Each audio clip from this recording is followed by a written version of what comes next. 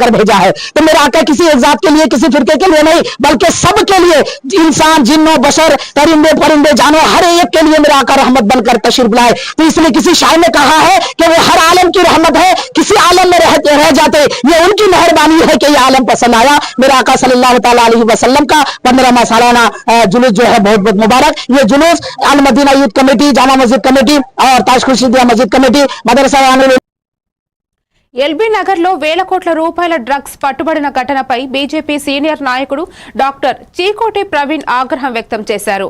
మహారాష్ట్ర పోలీసులు డ్రగ్స్ కంపెనీపై దాడి చేయగా రాష్ట్ర నిఘా వ్యవస్థ ఎందుకు చురుకుగా లేకపోతోందని ప్రశ్నించారు. డ్రగ్స్ ఫ్యాక్టరీలు, గంజాయి వ్యవస్థలు, విద్యార్థులకు మాదక ద్రవ్యాలు చేరడం వంటి సమస్యలపై వెంటనే పోలీసులు దర్యాప్తు జరిపి నియంత్రణ అవసరం అని, లేకపోతే హైదరాబాద్ డ్రగ్స్ సిటీగా మారే ప్రమాదం ఉందని హెచ్చరించారు. స్కూల్స్ లో మరి డ్రగ్స్ విపరీతంగా విక్రయం చెందుతుందని, మరి డ్రగ్స్ సేవిస్తున్నారు స్టూడెంట్స్ అని ఎన్నో రకాల కథనాలు వస్తున్నాయి. మేము కూడా వింటున్నాము. ఒక పక్కా న్యూస్ ఇవన్నీ కూడా. ఎన్నో పెద్ద పెద్ద యూనివర్సిటీల మరి పిల్లలు డ్రగ్స్ బారిన పడ్డారు. మరి ఇవి కూకటి వేళ్లతోటి తీయకపోతే రేపు మరి హైదరాబాద్ నగరం, తెలంగాణ రాష్ట్రం మొత్తం కూడా డ్రగ్స్కి బానిసయి ఒక మరో పంజాబ్ లెక్క అయ్యే అవకాశం ఉంది. కాబట్టి మరి ఈ ప్రభుత్వము మాటలు కాదు, చాతలతోటి ఇవి కూకటి వేళ్లతో సహా పెకిలి వేయాల్సిన అవసరం ఉంది.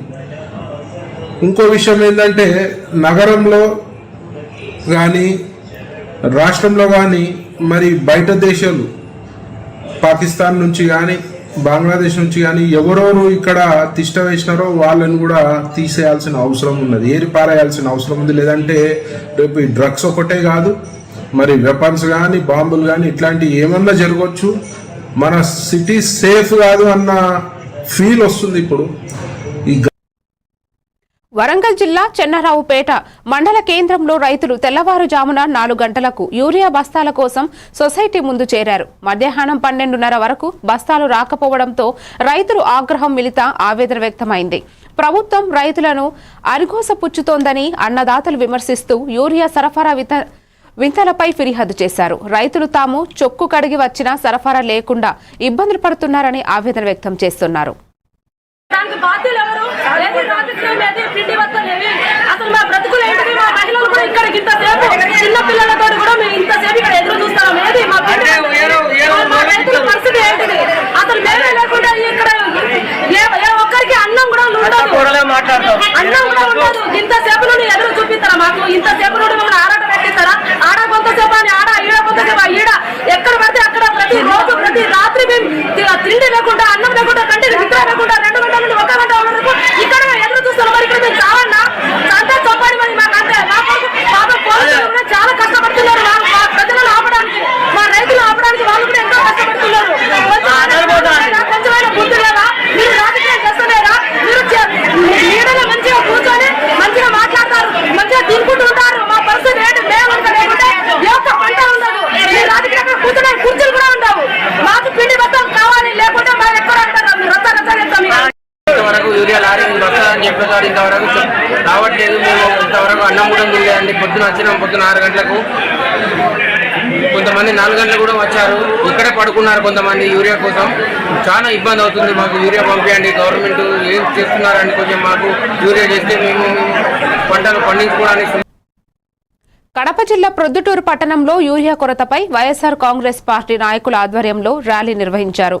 మాజీ ఎమ్మెల్యే రాచమల్ల శివప్రసాద్ రెడ్డి తెలిపారు. రాష్ట్ర మాజీ ముఖ్యమంత్రి వైఎస్ జగన్మోహన్ రెడ్డి పిలుపు మేరకు రైతుల సమస్యలపై సహజంగా ముందుకు వచ్చారని, ర్యాలీ శాంతియుతంగా కొనసాగిందని, రైతులు, యువత మరియు పార్టీ నాయకులు కలిసి గిట్టుబాటు ధర, సరఫరా సమస్యల పరిష్కారానికి సాత్కారం చూపించారు.